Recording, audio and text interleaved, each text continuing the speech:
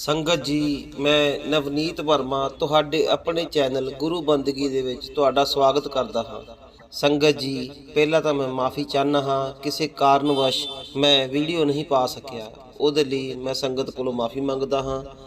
और असी उम्मीद करते हाँ कि तुसी सारे तंदुरुस्त होवोगे और चढ़दी कला दे विच होवोगे। सो ज़्यादा टाइम तुहाडा ना लैंदे होए साखी शुरू करते हैं। संगत जी, अज दी साखी है जो वो बड़ी ही समझणयोग है। कई वेले असी जदों भजन सिमरन दे विच तरक्की हासिल कर लैंदे हाँ ते अपने आप दे विच अहंकार नूं जन्म दे लैंदे हाँ। अपने आप नूं असी बड़ा ही समझण लग जाते हाँ कि असी बहुत ही उच्चे हो गए हाँ, असी दुनिया तो अलग हो गए हाँ। पर असी ये भुल जाते हाँ कि सानू जो भी मिलिया है साडे गुरु की किरपा दे नाल मिलिया है, साडे गुरु की किरपा दे नाल सानू हासिल होया है। वो साडे मन की अवस्था नू बहुत बेहतर जानता है कि असी कित्थे क खलोते हाँ। जद गुरु दे सेवक दे विच अहंकार आ जावे फिर सतगुर उस दा हल भी करना जानता है। ऐसी ही एक साखी असी अज तुहाडे नाल सांझी करन जा रहे हाँ। संगत जी, अज दी जो साखी है ये कबीर साहब महाराज जी की साखी है। संगत जी, कबीर साहब महाराज पिंड दे बाहर एक झोपड़ी बना के अपने पुत्र कमाले दे नाल रहिंदे पे सी। उन्हां दा रोज नियम सीगा कि वह नदी दे किनारे ही स्नान करके उत्थे भजन बंदगी करते सी ते अपनी झोंपड़ी लई शाम नूं आंदे सी। एक दिन उन्हां दे नाल दे गांव दे विच एक जमींदार दा मुंडा रातों रात मर गया। जदों वो रात नूं मर गया सारे रात रोंदे रहे। आखिर नूं किसी पिंड दे बंदे ने उन्हां नूं सुझाव दिता कि पिंड दे बाहर एक फकीर एक संत रहिंदा है, असी उहदे कोलों चलदे हां, की पता वो साडे ते किरपा कर देवे, साडे बच्चे दी जान बख्श देवे। ਉਹ ਸਾਰੇ ਪਿੰਡ ਵਾਲੇ ਕਬੀਰ ਸਾਹਿਬ ਦੀ ਕੁਟੀਆ ਦੇ ਵਿੱਚ ਸਵੇਰੇ ਪਹੁੰਚ ਗਏ। ਜਦ ਉਹ ਕੁਟੀਆ ਦੇ ਅੱਗੇ ਪਹੁੰਚੇ ਤੇ ਉਹਨਾਂ ਨੇ ਦੇਖਿਆ ਕਿ ਕਬੀਰ ਸਾਹਿਬ ਮਹਾਰਾਜ ਨਹੀਂ ਸੀਗੇ। ਇੰਨੀ ਦੇਰ ਨੂੰ ਉਹਨਾਂ ਦਾ ਪੁੱਤਰ ਕਮਾਲਾ ਆ ਗਿਆ, ਜੋ ਕਿ ਉਹ ਕਬੀਰ ਸਾਹਿਬ ਮਹਾਰਾਜ ਜੀ ਦਾ ਪੁੱਤਰ ਵੀ ਸੀ ਔਰ ਉਹਨਾਂ ਦਾ ਸ਼ਿਸ਼ ਵੀ ਸੀ। ਉਹਨਾਂ ਨੇ ਪੁੱਛਿਆ ਕਿ ਕਬੀਰ ਸਾਹਿਬ ਮਹਾਰਾਜ ਕਿੱਥੇ ਗਏ ਨੇ।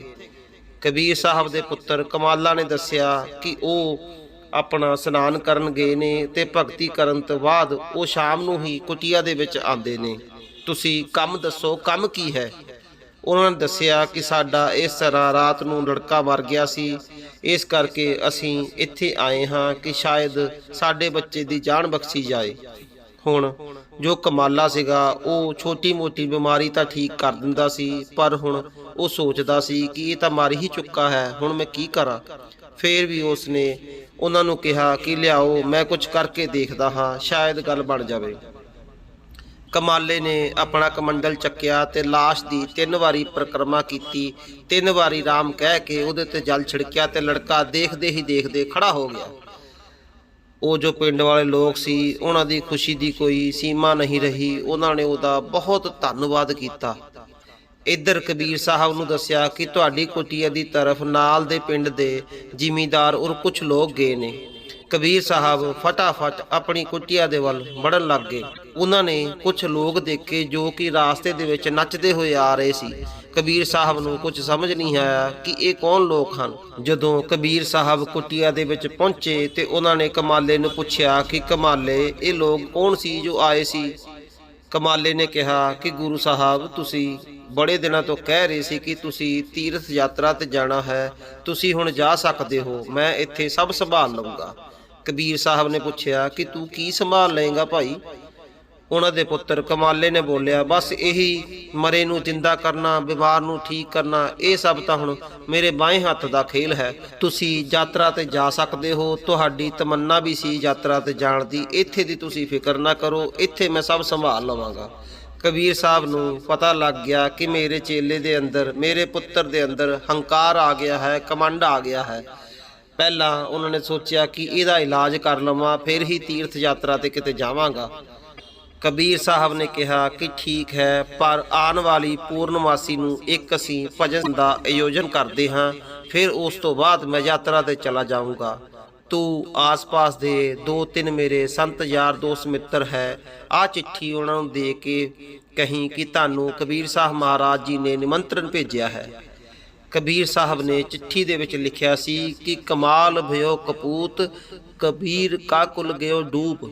ਭਾਵ ਕਿ ਜਿਹੜਾ ਕਮਾਲ ਹੈਗਾ ਉਹਨਾਂ ਦਾ ਪੁੱਤ ਹੈਗਾ, ਉਹਨੇ ਕਬੀਰ ਦੀ ਕੁਲ ਡੋਬ ਦਿੱਤੀ ਹੈ। ਕਮਾਲਾ ਚਿੱਠੀ ਲੈ ਕੇ ਇੱਕ ਸੰਤ ਦੇ ਕੋਲ ਗਿਆ, ਉਹਨਾਂ ਨੂੰ ਚਿੱਠੀ ਦਿੱਤੀ। ਜਦ ਚਿੱਠੀ ਪੜ੍ਹੀ ਉਸ ਸੰਤ ਨੇ ਤੇ ਉਹ ਸਮਝ ਗਏ। ਉਹਨਾਂ ਨੇ ਕਮਾਲੇ ਦਾ ਮਨ ਟਟੋਲਿਆ ਔਰ ਪੁੱਛਿਆ ਕਿ ਇਹ ਅਚਾਨਕ ਭਜਨ ਕਰਨ ਦਾ ਆਯੋਜਨ ਕਬੀਰ ਸਾਹਿਬ ਨੂੰ ਕਿਉਂ ਸੁਝਿਆ।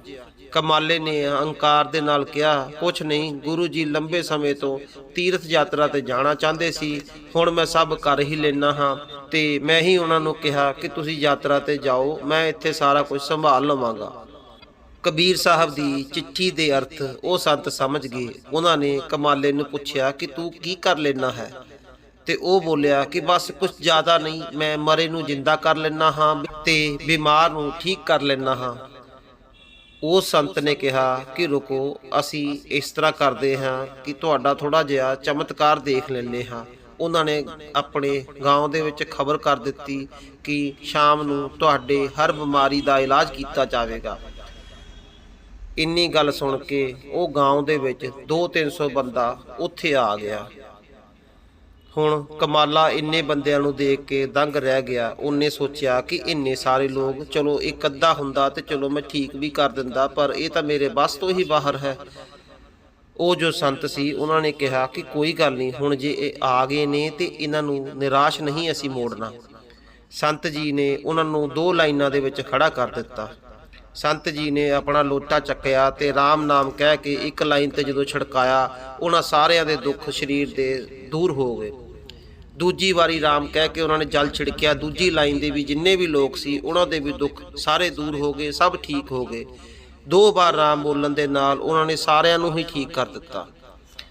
ਹੁਣ ਉਹ ਜੋ ਸੰਤ ਸੀ ਉਹਨਾਂ ਨੇ ਕਿਹਾ ਕਿ ਅੱਛਾ ਭਾਈ ਕਮਾਲੇ, ਇਸ ਤਰ੍ਹਾਂ ਕਰ ਕਿ ਨਾਲ ਦੇ ਪਿੰਡ ਦੇ ਵਿੱਚ ਇੱਕ ਸੂਰਦਾਸ ਜੀ ਰਹਿੰਦੇ ਨੇ, ਉਹਨਾਂ ਨੂੰ ਵੀ ਜਾ ਕੇ ਬੁਲਾ ਲਿਆ, ਅਸੀਂ ਸਾਰੇ ਇਕੱਠੇ ਹੋ ਕੇ ਭਜਨ ਦੇ ਆਯੋਜਨ ਦੇ ਵਿੱਚ ਚੱਲਾਂਗੇ।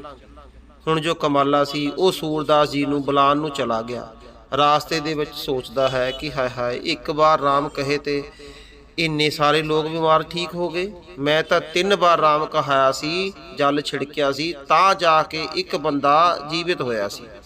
ਇਹ ਸੋਚਦੇ ਸੋਚਦੇ ਜਦੋਂ ਸੂਰਦਾਸ ਦੀ ਕੁਟੀਆ ਦੇ ਕੋਲ ਪਹੁੰਚਿਆ, ਜਾ ਕੇ ਹੱਲੇ ਗੱਲ ਦੱਸਦਾ ਹੀ ਪਿਆ ਸੀ ਕਿ ਮੈਂ ਕਿਸ ਕਾਰਨ ਵਾਸਤੇ ਤੁਹਾਡੇ ਕੋਲ ਆਇਆ ਹਾਂ।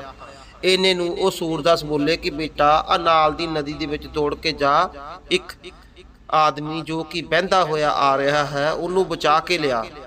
ਕਮਾਲੇ ਨੇ ਕੀ ਕੀਤਾ, ਕਮਾਲਾ ਦੌੜਿਆ ਉਸ ਨਦੀ ਦੇ ਵਿੱਚ, ਉਹਨੇ ਦੇਖਿਆ ਕਿ ਇੱਕ ਆਦਮੀ ਬਹਿੰਦਾ ਹੋਇਆ ਚਲਿਆ ਆ ਰਿਹਾ ਹੈ। ਉਸਨੇ ਉਸ ਨੂੰ ਨਦੀ 'ਚ ਛਾਲ ਮਾਰ ਕੇ ਬਚਾ ਲਿਆ। ਜਦੋਂ ਉਸ ਲੜਕੇ ਨੂੰ ਚੁੱਕ ਕੇ ਨਾਲ ਲੈ ਕੇ ਆਂਦਾ ਪਿਆ ਸੀਗਾ ਤੇ ਰਸਤੇ ਦੇ ਵਿੱਚ ਸੋਚਦਾ ਹੈ ਕਿ ਸੂਰਦਾਸ ਜੀ ਤਾਂ ਆਂਦੇ ਹਨ, ਉਹਨਾਂ ਨੂੰ ਕਿਸ ਤਰ੍ਹਾਂ ਪਤਾ ਲੱਗ ਗਿਆ ਕਿ ਲੜਕਾ ਨਦੀ ਦੇ ਵਿੱਚ ਬਹਿੰਦਾ ਆ ਰਿਹਾ ਹੈ। ਉਹਦਾ ਦਿਮਾਗ ਹੀ ਸੁੰਨ ਹੋ ਗਿਆ। ਉਹਨੇ ਲੜਕੇ ਨੂੰ ਜਿਵੇਂ ਹੀ ਧਰਤੀ ਤੇ ਰੱਖਿਆ ਤੇ ਉਹਨੇ ਦੇਖਿਆ ਕਿ ਲੜਕਾ ਮਰ ਚੁੱਕਿਆ ਸੀ। ਸੂਰਦਾਸ ਜੀ ਨੇ ਕਿਹਾ ਕਿ ਲੜਕਾ ਮਰ ਚੁੱਕਿਆ ਹੈ। ਉਹਨੇ ਕਿਹਾ ਜੀ ਮਹਾਰਾਜ।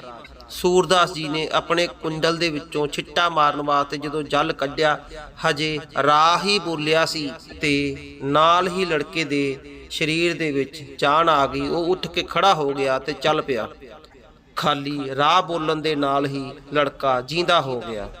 ਹੁਣ ਜੋ ਕਮਾਲਾ ਸੀ ਉਹ ਬੜਾ ਹੈਰਾਨ ਹੋਇਆ ਕਿ ਕਮਾਲ ਦੀ ਗੱਲ ਹੈ, ਇਹਨਾਂ ਨੇ ਤਾਂ ਰਾਮ ਵੀ ਪੂਰਾ ਨਹੀਂ ਬੋਲਿਆ, ਰਾਹ ਹੀ ਹਜੇ ਕਿਹਾ ਸੀਗਾ ਤੇ ਇਹ ਲੜਕਾ ਉੱਠ ਕੇ ਖੜਾ ਕਿਵੇਂ ਹੋ ਗਿਆ।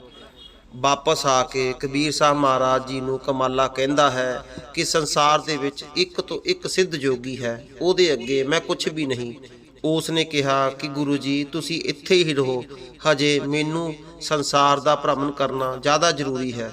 ਸੋ ਕਹਿਣ ਦਾ ਭਾਵ ਹੈ ਕਿ ਸਤਿਗੁਰੂ ਸਭ ਜਾਣਦਾ ਹੈ ਕਿ ਸਾਡੇ ਦਿਲ ਦੇ ਵਿੱਚ ਕਦੋਂ ਹੰਕਾਰ ਆਂਦਾ ਹੈ, ਕਦੋਂ ਕੀ ਆਂਦਾ ਹੈ। ਇਸ ਲਈ ਜਦੋਂ ਸਾਡੇ ਦਿਲ ਦੇ ਵਿੱਚ ਕਦੀ ਹੰਕਾਰ ਆ ਵੀ ਜਾਵੇ, ਸਤਿਗੁਰੂ ਉਸ ਦਾ ਇਲਾਜ ਫਿਰ ਉਸੇ ਵੇਲੇ ਕਰ ਵੀ ਦਿੰਦਾ ਹੈ। ਕਈ ਵੇਲੇ ਉਹ ਦੁੱਖ ਦੇ ਕੇ ਕਰ ਦਿੰਦਾ ਹੈ, ਕਈ ਵੇਲੇ ਪਿਆਰ ਦੇ ਨਾਲ ਸਮਝਾ ਦਿੰਦਾ ਹੈ, ਪਰ ਉਹ ਹੰਕਾਰ ਨੂੰ ਦੂਰ ਜ਼ਰੂਰ ਕਰਦਾ ਹੈ। क्योंकि सतगुरु सिख की करे प्रितपाल, सतगुरु सिख को सदा दयाल। जो सतगुरु हुंदा है वो अपने सिख नूं सदा दयाल हुंदा है, वो उसकी पूरी संभाल करता है, क्योंकि उसने नाम दे के उसकी जिम्मेवारी चक्की हुंदी है। इसलिए सानू चाहिदा है कि अगर जे सानू किते भजन सिमरन दे विच कदी कुछ दिख भी जावे जां सानू कुछ तरक्की हासिल हो भी जावे, कदी भी अपने उत्ते मान ना करिए, कदी भी हंकार ना करिए, क्योंकि ये सब दातां वो सतगुर दियां दित्तियां होईयां हन, उस दियां हन, साडा कुछ भी नहीं है।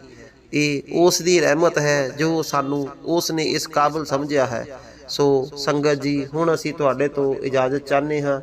अगर हजे तक तुसीं साडे चैनल नूं सबसक्राइब नहीं कीता है तो चैनल नूं सबसक्राइब करके सानू अपना प्यार दिओ जी। फिर मिलांगे एक नवीं साखी दे नाल।